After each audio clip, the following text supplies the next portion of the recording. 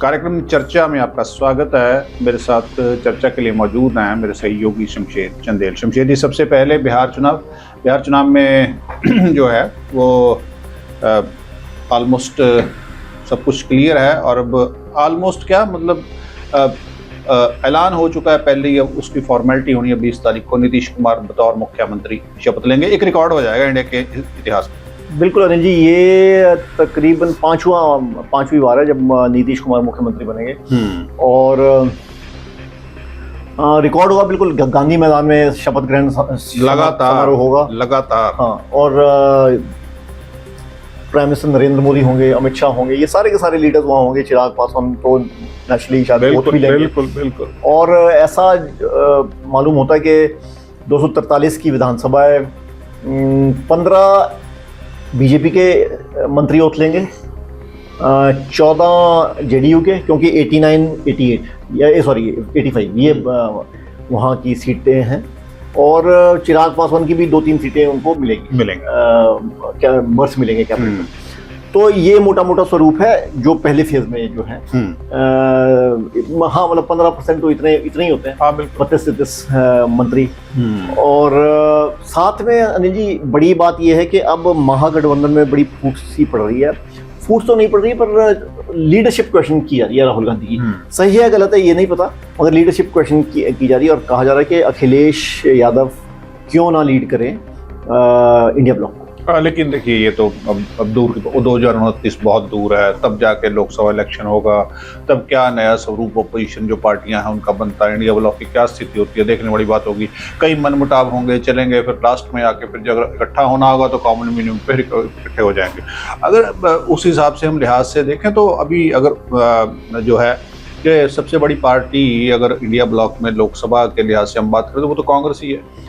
सबसे बड़ी कांग्रेस है, दूसरे नंबर पे फिर समाजवादी पार्टी ही है। और इस इलेक्शंस को भी, क्योंकि जिस तरह से इस इलेक्शंस को देखा जा रहा है वो भी काफ़ी उसमें काफ़ी दो राय है। तो वक्त जैसे बीतेगा पता लगता जाएगा कि भाई क्या चीज़ें नहीं, क्या नहीं। मगर अभी क्योंकि इंडिया ब्लॉक का सबसे बड़ी प्रॉब्लम ये है कि 2020 में कांग्रेस को बिहार में 19 सीटें मिली थी, वो घट के 6 पे आती है। अब तो ये लगभग इतने तो इंडिपेंडेंट ही जी जाते हैं या बहुत ही छोटी पार्टी हो। तो ये नेशनल पार्टी है with fewer seat in every state. वो फिर उसका स्वरूप नेशनल रहता नहीं है, क्योंकि कांग्रेस अगर पूरी 28 स्टेट्स में 3-3 सीटें जीतती गई तो 84-90 सीटें जीतेगी। तो दोबारा वहीं रहेगी जहाँ। हाँ, वो एक चीज देखिए। हाँ, ये चीज एक पॉसिबिलिटी है, लेकिन वो फिर डिपेंड करेगा कि पार्टियों के आपस में सहमति क्या है। अब जैसे एनडीए का मुझे याद है, एनडीए में लार्जेस्ट बीजेपी होती थी, सरकार बीजेपी की, लेकिन कन्वीनर जो हैं वो जॉर्ज फर्नांडिस थे। उसके बाद इसी तरह से प्रकाश सिंह बादल भी जो हैं वो भी एनडीए को उस तरह से लीड करते रहे, हालांकि बीजेपी होती थी, बीजेपी की सरकार को सारा कुछ चला।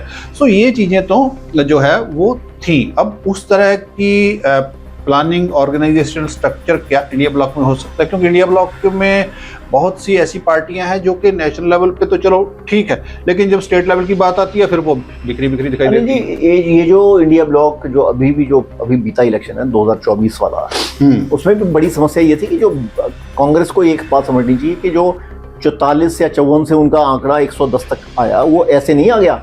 वो ऐसे आया क्योंकि India block they fought together, और जहां कांग्रेस का कैंडिडेट खड़ा था वहां कोई और कैंडिडेट खड़ा नहीं था, सिर्फ भाजपा का। उस वजह से वो जीती हैं, नहीं तो वो नंबर अटेन करना बड़ा मुश्किल होता। तो ये आपको वैसे ही रखना पड़ेगा अगले इलेक्शंस तक, और तभी आपकी गाड़ी कहीं पहुंचेगी, वो पहुंच पाएगी। बात इंटरनेशनल लेवल की कर देते हैं। बांग्लादेश की पूर्व प्रधानमंत्री शेख हसीना, उनको सेंटेंस जो है वो अनाउंस हो गई। अनिल, डेथ सेंटेंस है। और कारण आपको पता ही है कि जो वॉर क्राइम्स कोर्ट है उन्होंने कहा है कि जो आर्सन और जो अपराइजिंग थी स्टूडेंट्स की, उसके खिलाफ जो तकरीबन 1400 लोग मरे थे, उसकी वजह से उसके बाद प्रोटेस्ट हुआ, शेख हसीना को घर छोड़ के जाना पड़ा, भागना पड़ा भारत में। तो वॉर क्राइम्स कोर्ट ने कहा है कि आपको डेथ सेंटेंस दिया जाता है, और कारण उसका ये है कि तकरीबन 1300-1400 लोग उस समय जुलाई से अगस्त तक के जो बीच में पिछले साल वो लोग मरे थे। तो उस कारण से है। तो अब इस पे बांग्लादेश में खैर अभी भी मतलब कोई स्टेबिलिटी उस तरह की तो है नहीं। बिल्कुल स्टेबिलिटी नहीं है। फरवरी मार्च में इलेक्शन है।